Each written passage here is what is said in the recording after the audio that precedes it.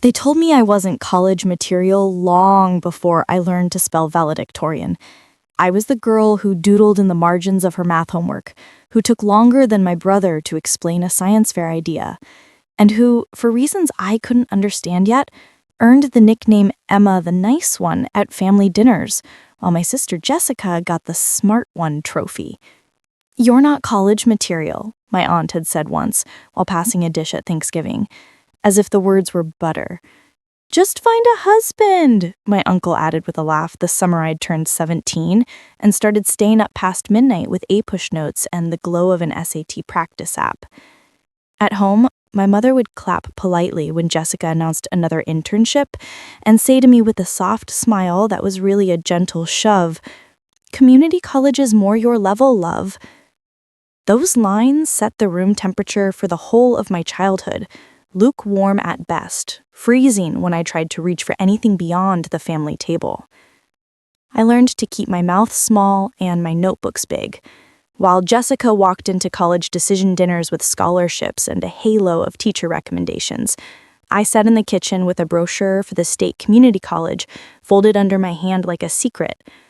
"At least your sister got a full ride to state," my cousin Margaret said once, as though consolation were an accomplishment. "Your brother is the smart one," my grandmother would declare, patting his head at family reunions as though intelligence could be handed out like candy. The smell of roasted chicken and the glossy sheen of paper plates were constant, but what cut through was the thin paper of their opinions. I remember the metallic click of the fridge door when my father tossed a stack of my college brochures into the trash after a family budgeting chat and saying, "We can't afford dreams for everyone."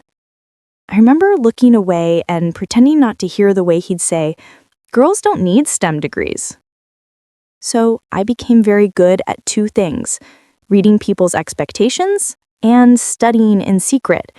I would stay up until the coffee shop closed, curled over holographic SAT practice questions on my cracked laptop, pencil shavings on the floor beside me. While they assumed my nights were spent on the couch scrolling, I was memorizing molecular biology terms until the pages blurred, until the words folded into my dreams. I practiced the math section like it was a language, and the morning my PSAT score arrived, a low-key envelope I opened in the bathroom so no one would see me smile, it felt like the first time I had risen above their ceiling. The score read like a small, private victory. The test showed I had more than a fighting chance. "You're doing too much," my sister said when she found me with a highlighter at 2 a.m. "Let it go, it'll be fine." Her voice was casual, like someone describing a wardrobe malfunction rather than a life choice. But I didn't let it go.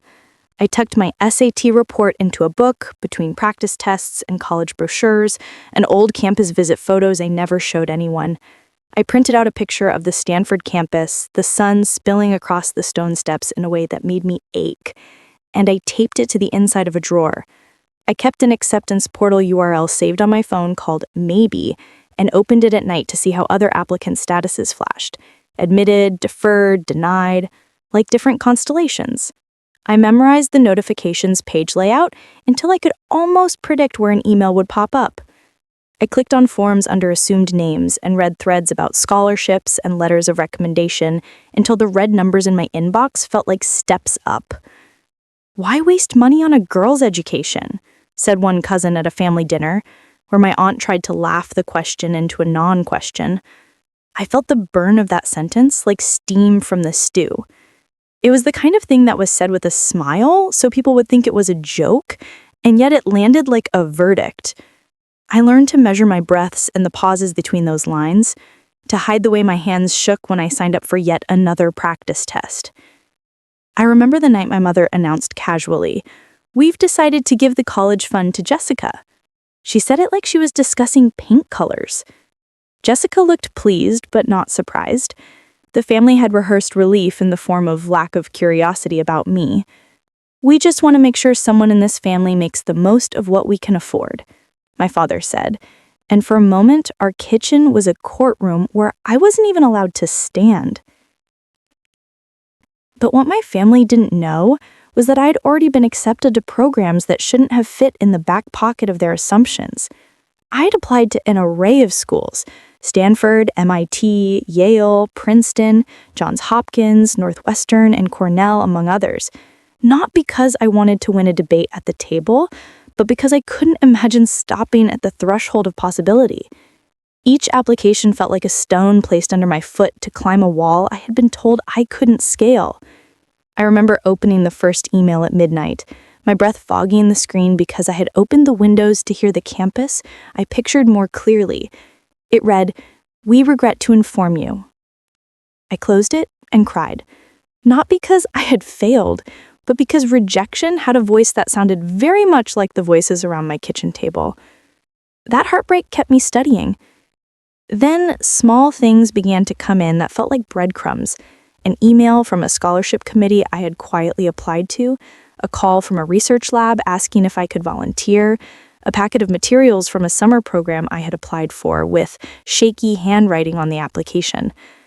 I put those envelopes in a shoebox and slid the lid over them as if containing my own little uprising. The shoebox smelled faintly of old paper and lemon cleaner, and every time I opened it, I could feel the warmth of being seen. "You should be realistic," my mother told me the day an invitation to a community college orientation arrived at the house. I nodded and kept the shoebox under my bed.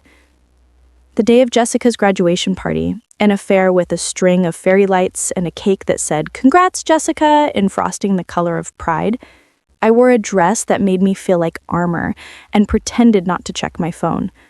The house was full of relatives crowing about scholarships and dream jobs and how some doors open for some people and not for others.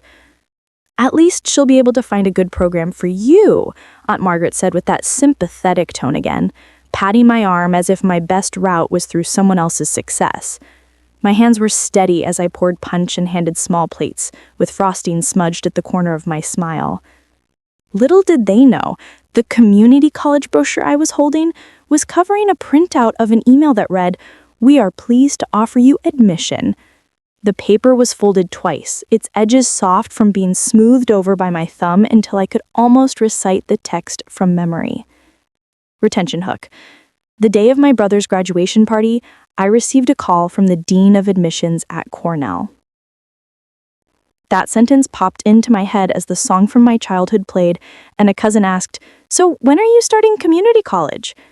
I let the background noise cover the small, bright greeting that lit up my phone.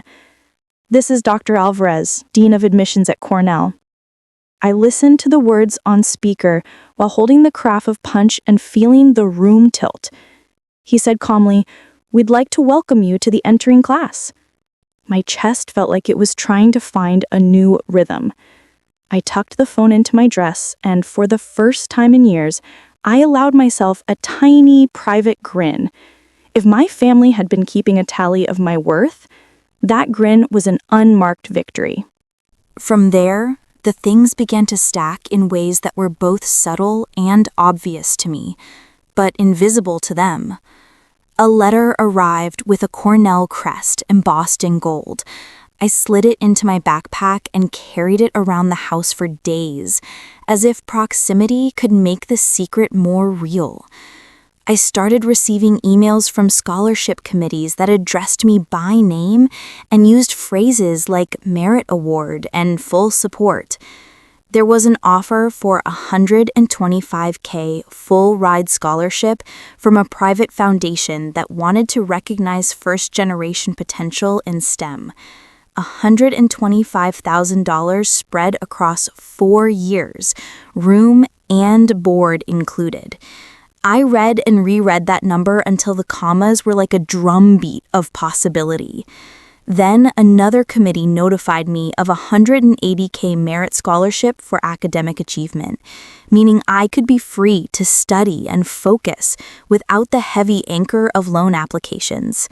A renewable grant came through too, $95K in potential support over my undergraduate years if I maintained certain academic milestones. I kept the flyers and letters and award notices in the shoebox next to my admissions packets. Sometimes I would open the shoebox just to feel the edges of the paper, to let the letters rustle like leaves. It wasn't all joy. Sometimes it was impossibly lonely. I would sit on the bench outside my high school library after hours, numbing my fingers on a stainless steel thermos, and whisper definitions to myself as if calling names into an empty room would give them power. I cried many nights into my textbooks. Once, at 2 in the morning, I put my head on my arms across the dining table and listened to the house breathe and pretend that if I kept quiet, it would be easier. The next day, when my mother said, "You're being dramatic, Emma," I nodded and walked out to the bus stop like someone else. The double life of secret studying and outward smallness taught me a soft, enduring patience. Then came the day I decided to apply to a few safety nets, just to be cautious. Cornell's AAP program, a few state scholarships, and a private fellowship that promised mentorship. "Why so many?" Jessica asked as she looked through my room once and found the shoebox. I froze, but she only shrugged and said, "Aim high, I guess." She didn't understand that aiming high was what kept my nights from collapsing. She didn't know about the dean's call, the $125K full ride, the $180K merit offer, or the $95K renewable grant quietly singing in my drawer. I didn't tell her. I felt like a soft power plant, generating electricity in secret and storing it until its release could not be denied. But what my family didn't know was that I'd already been accepted to. That thought pulsed a little more loudly the night I opened an envelope that looked different. It was thick, heavy, and embossed. Cornell University, the header read, and below it in clear black ink, "We are delighted to inform you of your admission to the class of..." My hands trembled as if I could physically feel the sentence trying to escape me. I sat down on my bed and stared at the paper until the room spun in a good way. The acceptance portal had shown admitted days earlier, but holding the letter, I felt like I had actually crossed a threshold. I closed my eyes and allowed myself to imagine walking across that campus, smelling the trees in fall, hearing professors say my name during seminars. For a while, all the household noises were muffled into a single frequency of possibility. Yet the cruelest thing happened the week before my senior year started, while I was packing. My mother, distracted and rushed, knocked over a trash bin in the hallway and papers fluttered everywhere. Among them was a folded acceptance letter I had tucked in a magazine to keep secret. She picked it up, read the crest, and her mouth opened slightly, the way mouths do when new information is inconvenient. Instead of simply asking, she went straight to the performance of indignation. "What is this?" she demanded, and that demand carried a weight of betrayal she hadn't earned. "We gave your college fund to Jessica," she said, voice shaking with a mix of confusion and something like fear. "How could you apply without telling us?" I tried to explain, my words stepping over each other like small animals. "You should have told us," she repeated, and I felt for a moment like the house I grew up in had become a foreign country where currency was permission. My choice then was either to let the awkwardness simmer into resentment or to make a plan that would not hinge on their approval. I chose the latter. I packed the acceptance letter back into its envelope and put it in my backpack. I called the financial aid office at Cornell and asked about external scholarships and work study. The woman on the other end of the line said kindly, "We can help you navigate this. We're here for students who face tough family dynamics." Her voice was a small lighthouse. I also received Secret and Sacred, a personal letter from a dean at one of the other schools, Yale, thanking me for my perseverance and offering mentorship. A message from MIT came through with an invitation to a scholarship interview, and an unexpected email arrived from Johns Hopkins offering me a summer research placement that promised a stipend and a chance to work in a lab with women I admired. Each message felt like proof that my efforts were not invisible.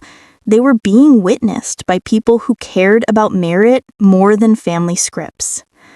The email I received that night would change everything. It was a call from a foundation offering a $280K valued full-ride scholarship package.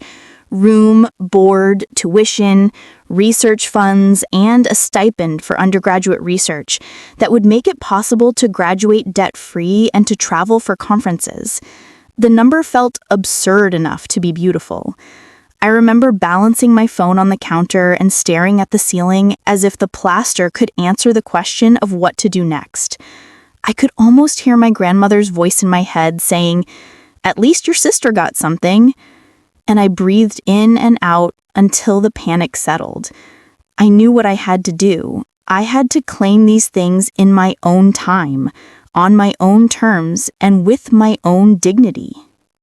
The ultimate insult came during a family meeting that I had been roped into for clarity about plans for the future. My parents, sisters, and a couple of relatives sat on the living room couch and unfolded the narrative they'd rehearsed. We have to make realistic choices. I felt like an actor in someone else's play. My brother, who had always been praised and patted for his grades, said, "We just want stability." My mother looked at me and said the thing I had heard so often it had become background noise. "You're not college material, Emma." We did what's best for the family. That was the line that made some part of me recede and another part steal. I think that's when the idea of a reveal began to glimmer at the edges of my mind. Not for revenge, exactly, but for justice. I planned it quietly and with precise calm. I invited the family to a casual dinner, a small celebration for Jessica's graduation and a chance to relax before the school year started. The string lights were back, the cake appeared, and people drifted in and out of conversation. I had my acceptance packets in a neat folder in the tote under the tablecloth, each envelope stacked like a set of cards. When everyone was seated and the conversation hit that lull where people begin repeating old complaints, I stood and said, "I have something to share." My hands felt steady.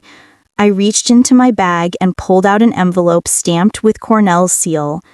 I unfolded it and read aloud, the words tasting like iron and wildflower honey. "I have been admitted to Cornell University." There was a beat of silence, a sound like a record needle lifted. My father cleared his throat and said, "What?" as if words could redraw the map of our assumptions. I didn't stop there. One by one, I revealed the other packets. An acceptance from Yale with a note from a dean, an invitation from MIT to join a research cohort, a letter from Princeton offering mentorship with their undergraduate science initiative, and admissions materials from Stanford, Johns Hopkins, Northwestern. I set them on the table and let their papers fan out like evidence. Then I reached into the shoebox and pulled out the scholarship letters, the $125K full ride I had kept quiet, the $180K merit scholarship that would cover tuition and research support, the $95K renewable grant with its stipulations for academic achievement over 4 years, and the $280K full ride package letter that had come from the foundation. I read the numbers aloud. "This is real," I said softly, and some people laughed nervously as if the sound could make it less true.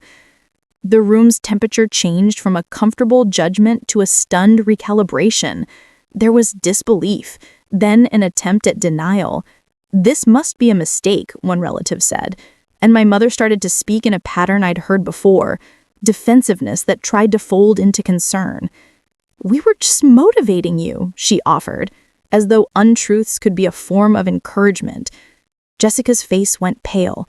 For once, she was quiet.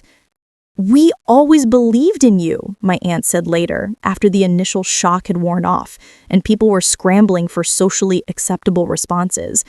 It was a curious phrase when spoken so quickly after so many years of opposite messaging. But I had prepared for that too. I didn't need performative apologies. I needed boundaries. I told them calmly that their support had never materially existed for me, and that I had navigated a difficult path without them. "I'm grateful for you in my life," I said, But my education is mine. I explained that I would be moving to campus independently, that I had arranged housing, and that scholarships would cover my costs. I could see the realization hit my parents like a late wave. They tried a few spells: guilt, pride, surprise, and the most common one was the rapid claiming of credit. "We always told you to work hard," my father said, sounding as if he were trying on a new version of himself. "We supported you in our own way," my mother added, as if tossing a lifesaver after the boat had already reached shore. What I remember most from that night was not the false flattery, but the quiet moments afterward when I sat at my desk with the acceptance letters spread like constellations and felt a peace so calm it surprised me. I think the most devastating thing for them was not that I had been accepted, it was that I had done it without needing their permission.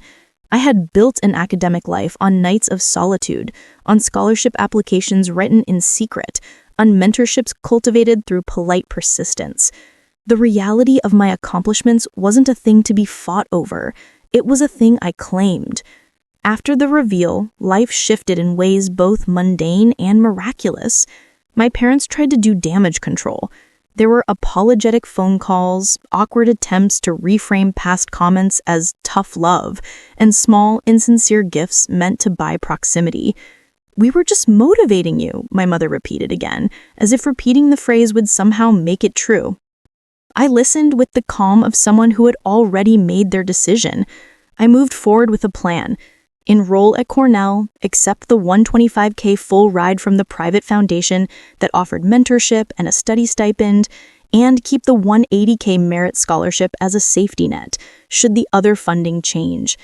I turned down no one and accepted the help of those who had been genuinely supportive: the dean who had called me earlier, the scholarship committee that had asked for my input on future programs, and the lab at Johns Hopkins that had offered me a summer placement, which became an important touchstone for my undergraduate research career. I set boundaries. I blocked numbers for graduation invitations I didn't want, and I told myself, quietly and without flourish, that my life would not be dictated by their need to be right. When my sister asked if I would let the family attend my commencement, I said, "No, this one I want to walk for myself." My decision wasn't cruel. It was self-preservation. She huffed and called me dramatic, but later, seeing the pictures of my commencement, me in a cap and gown, the gold cord of Phi Beta Kappa slightly askew, a smile that felt like home, she sent a quiet text: "Congrats." It was small, but it meant that some connections could bend without breaking. On campus, the sensory details of everything I loved became real.